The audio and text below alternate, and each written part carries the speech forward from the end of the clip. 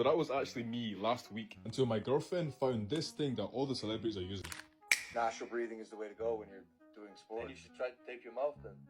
At night. No, yeah, why not? Or when you train. No, I've actually done that. I've actually bought tape to help, like, make sure I'm not a mouth I have it. breather. I sleep with it. Yeah. I have recently started sleeping with mouth tape, and if you guys aren't doing it, you should be, because it's life-changing. I feel more refreshed when I wake up sleeping with mouth tape. So if you know that you're a mouth breather, or you snore, or you know someone that does, please, please, please put them onto this. It lasts all night, pain-free, dermatology tested. Right now, they're 25% off. You can get 30 strips for just £6.